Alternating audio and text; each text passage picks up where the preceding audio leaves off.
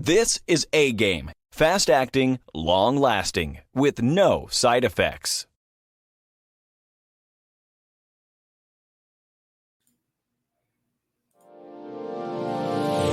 Hey all my Crimsonites, and welcome to the Crimson Cure channel, where we embrace our femininity, increase our womanly value, and celebrate our brothers. So join me on our feminine journey to learn, heal, and grow. Hey there, my Crimsonites, and welcome to the Crimson Cure channel. I'm your host, femininity coach and author of The Crimson Cure, and this is my perspective. So today, we've kind of taken a little bit of an examination of Miss Tiffany Cross from MSNBC, who decided that it was a prudent and a very good idea to drag the names of Tariq Nasheed and of Kevin Samuels into a discussion that had nothing to do with either of those men. And in the context of that discussion, the names were mentioned in a very derisive sort of way, in a condescending way, and not in a positive way at all. And the reason why she really brought those up is a way to demean or to shame or to insult Black men who did not fall into line in terms of voting Democrat blindly in general, and also not voting that way in order to help Stacey Abrams win her gubernatorial race in Georgia. Okay. And so not only was it a situation where Black men were being blamed for Stacey Abrams pretty much losing that campaign, but also saying that it was really because Black men listened to men such as Tariq Nasheed, had listened to men such as the late Kevin Samuels, and this was why they weren't able to fall in line with Black women and basically do what Black women told them to do politically in terms of the Black male vote. Okay. Now, the problem with this is that not only was it negative and ridiculous for her to bring those names up, but, I can imagine that Miss Cross would not have liked Kevin Samuels, because Kevin's line of questioning, particularly for women such as Miss Cross, who are professional women, who are in their 40s, who chose their career over marriage, over being independent, chose that independent route, and I got a PhD type situation above anything that would actually fulfill her as a woman. So I can kind of understand how Miss Cross would not like Kevin Samuels, because she led the exact kind of life. She's leading the exact life that Kevin Samuels critiqued that Black women like to live and then get in their 40s, because Miss Cross is 43, unmarried, no children, had to have a hysterectomy because of fibroids and things of that nature. So all of that out on the table. And this is the type of woman that Winter came for. Tiffany Cross is the woman that Winter came for. And she mad. She big mad. And she is disappointed in her life, and she's bitter about her life, because she's the type of woman that Kevin Samuels talked about, the type of woman that would be in the leftover woman category, or you're gonna die alone category, or the die along with a dog type of situation. The types of sayings that Kevin would say that would have these women and these hyenas in an uproar and angry with him because a hit dog a holler. And this woman has led this life. And I'm going to share a few things with you so you can see just what kind of life this woman has really led. Let's take a look at her Wikipedia. It's real short, no problem. Tiffany Cross, born February 6, 1979. So she's 1 year younger than me. is an American journalist, television personality, political analyst, and author. She's the host of the Cross Connection, a Saturday morning MSNBC show.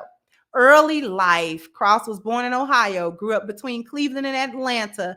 When she was a teenager, she wanted to be the Brown Murphy Brown. She attended Clark Atlanta University, where she majored in mass communications with an emphasis on radio, television, and film. So she ain't got no daddy. She's raised by a single mother.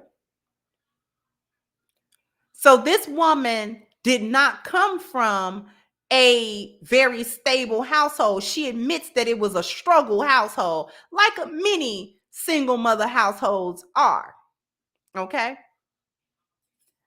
Career. Cross's first journalism job was as a reporter at an Atlanta radio station. Eventually, she worked for CNN as an associate producer in the 2000s. She was also the Washington, D.C. bureau chief for BET Networks. She later became a resident fellow at the Harvard Kennedy School Institute of Politics. Cross also made regular appearances on MSNBC, most notably on AM Joy with Joy Reid. In July 2020, her book, Say It Louder, Black Voters, Our Voices, and the Shaping of American Democracy was published. That same month, Joy Reid's new weekday show, The Readout, started, and Cross became one of a handful of rotating guests of the host, Joy. As of August, Cross, Jonathan Capehart, and Zerlina Maxwell were being considered for the weekend slot by MSNBC. Months later in December, Cross was named host of a new 2-hour show on MSNBC, The Cross Connection, okay? Replacing Reid's AM Joy Saturday slot, with Capehart taking the Sunday slot and Maxwell hosting her own show on NBC Peacock, okay? Okay. Here's where things get real interesting. She's not married. Tiffany Cross does not have a husband. She is not married. Tiffany joined as a reporter for her first journalism job in an Atlanta radio station. I'm not going to read all that. We just read that. Let's come down here to these real quick little facts, little factoids right here. Who is Tiffany Cross? Tiffany Cross is a journalist, political analyst, television personality, and author from America. Is Tiffany Cross married? No. What's her age? It's saying 45, but if she was born in 79, she's 43. What's the nationality of Tiffany Cross? Tiffany Cross holds the American nationality. American. Now, I thought that was interesting. I'm going to stop sharing for a second. I thought that was interesting because that's not the only place that I saw that she doesn't cop to being black. She says she's American, not black, not African American, not Black American, not ADOS, none of that other stuff. She says she's American. See, can we really even rock with somebody that talking about they just American? If she don't knock that off. But I'm painting a picture for you because she wouldn't have liked Kevin, because Kevin would have really got at her about all of these little decisions that she makes. This is a 40-some-year-old woman. She has no children. She has never been married. So you ain't never been picked. You ain't never been chosen. See, this is the type of woman that chose independence over building with a man and a husband. This is the type of woman that chose her career over fulfillment as a woman and thought that I'm going to do what I got to do. I'm going to ride the carousel. I'm cute. I'm young, I'm fine, I'm going to be successful, I'm going to take the media world by storm, I'm going to be this hugely successful individual. And then when I'm ready to be done with that, there'll be some simp waiting in the wings to marry me. And surprise, lo and behold, there's nobody there to marry her. Not no man she won't. Because you can't tell me it has never been a man to ever come into her world or come into her sphere where that she was also interested in. No man never stepped to her because she's not an ugly woman. She's not an ugly woman. Let's go back because I got some other things that we're going to really share and really talk about. Okay. Now I found this to be a really interesting little article. Now, this article was talking about Tiffany Cross, know your value moment. And this is like an interview style. And so it says the MSNBC host discussed her know your value moment, her best career advice to a younger generation of Black women, and how to bring the country's new rising majority of people of color to the conversation. Now, see, when you take a look at what that really says, her best career advice to a younger generation of Black women, that means we gonna step on these Black men to be successful. I'm gonna teach y'all girls how to really do this thing right here. I'm gonna teach y'all how to really, really do it big up in this little career things, because you don't need these Negroes. So I'm just gonna teach you how to really do it. Okay, we girls, we here, we just gonna you understand what I'm gonna sis, that type of deal. Now I wanna go all the way down to a particular question, that know your value question. And see, like I said, she's a good looking lady. And she not no ugly woman. So why she ain't get no man? Why she ain't get no man? This is supposed to be the success route of Black women. Get your career, get independent, get a house, a car, a job, okay? And she was supposed to have it made in the shade. She done got her little career. She done got a little spot on MSNBC. She make a couple of dollars. She don't look bad. It's supposed to be me and lined up for her, but she ain't got one. And we gonna find out why. So when I go on down to the question at hand about know your value, the question was asked, look at your career. What was your know your value moment? What was an inflection point where you had to stick your neck out and advocate for yourself? And she says, there were so many. I would say that moment for me was in 2016. I had taken a break from television because I just never felt welcome in this business because people were terrible to me. I mean like awful, throwing tapes. I got a keyboard thrown at my head once. This was while I was an associate producer for CNN. Everyone treated me like I was a big idiot. I was in my 20s. I was so grateful for the opportunity to be able to work a 12-hour day and that they would even pay me to do it. It was beyond my wildest dream at that time. So it sounded like she wasn't really willing to, she didn't really like how you had to break into the business that she was trying to break into. Now, let's just sit back and examine that for a minute. You mean to tell me your co-workers are so displeased with you and don't like you to such an extent that they throwing stuff at your head, girl? Come on. You can't tell me you were this wonderful individual and people was just bullying you and throwing stuff at your head. Because I've been at work and nobody throw nothing at my head. And I have not always been the nicest individual. And I still didn't rub people so wrong that they got so frustrated with me that they would pick something up off their desk or wherever and throw it at me. That don't sound right. That sound like she's talking about treating me like I was a big idiot. I was in my 20s. Could it be that you was running around with your little associate producer title, thinking you was big stuff? Thinking you was big stuff.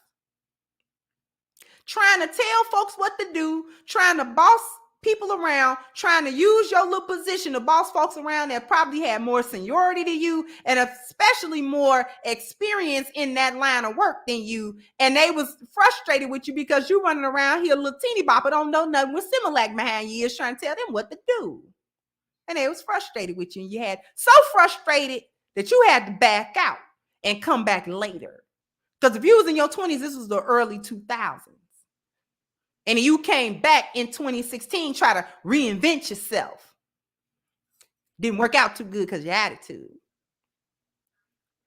Then she says, I'm gonna skip down to the third paragraph. But before that, I never felt like mine was a voice that deserved to be heard. I felt like this on-air life was just for somebody else, and certainly not for people who look like me. Try to bring the race card into it, or the woman card. You just a crappy individual. Nobody want to work with you. You look like you're hard to work with. Anytime you get somebody got to throw something at you, you hard to work with. At that moment, I was like, dang, I raised over $1 million. I hired and managed the staff. I sat across from billionaires and talked to them real regular. I told them this is the deal. It made me feel like I could do anything. Now I want everybody to sit back and listen to that. Because this is the type of cap that Black women like to do. Get somewhere and see, she'd have got on the phone with Kevin and said that, and he'd have picked her apart like I'm about to do. Because you can't tell me, like the rest of these Black women are always getting on social media capping about what they did and what I did and what I did. So you mean to tell me that there was not a single individual or group of individuals that poured into you? So nobody poured into you. Nobody networked with you. Nobody showed you how to network. Nobody put you in positions to be in front of these billionaires and raise $1 million, or put you in position to teach you how to hire a staff, how to manage a staff, how to do certain things, and put you in a position to be more successful. Nobody did that. It was just you in a vacuum. And you know, if you had that kind of moxie, you wouldn't have been getting keyboards thrown at your head at 20. They'd have saw that type of potential and cultivated it rather than almost push you completely out of the profession. Hard to work with. That's why you're not married, because if you're hard to work with at a job, imagine how hard it is to deal with her in a relationship. Okay? So, these are just a few of the things. Just a few of the things. Let me stop sharing.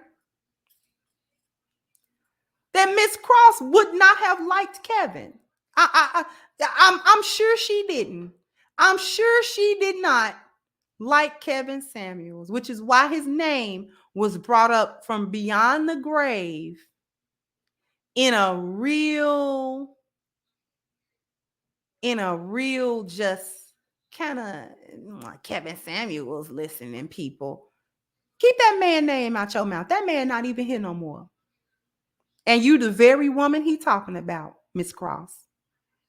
Hard to work with, masculine, want to tell folks what to do, want to run their life, your life, everybody else's life, and you are out of order. And you've been out of order. You've been out of order, ma'am. Just going across your social media is sad.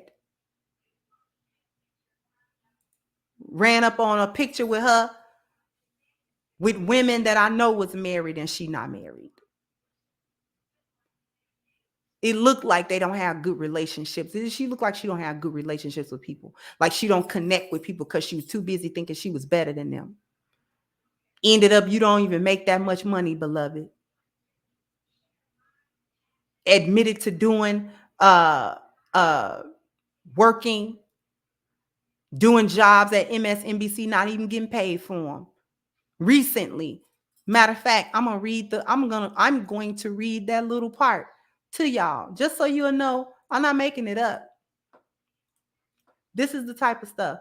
I'm going to read this. This is the article where she talks about her hysterectomy that she had. She says, I was already over 40. I wasn't married and I had never met this baby I was supposed to have. So was I to live with pain and go bald and slice my body in half twice? She continued, I made the decision that was best for me and opted to have a full hysterectomy. Mind you, this was all happening when she was not yet employed full time, did not have health insurance, and was auditioning for her current spot as the host of the Cross Connection. During the segment, she also shared that she was not paid for her previous appearances as a political analyst, and funding a surgery was also a concern because she would have to pay out of pocket. Cross ended up enrolling in Obamacare to fund her surgery. This is the type of woman that'll tell you if you ain't got 6 figures, you can't talk to her. This is the type of woman that'll tell you if you don't make 6 figures as a man, pay all of her bills, and allow her not to work anymore, retire her, then you can't talk to her. And you have to be at least 6'2" because she like men that are tall. And, you have to be attractive and all of this sort of stuff. And, of course, monogamous. You can't have no options. This is her. I got a PhD. This is her without the PhD because she don't have one.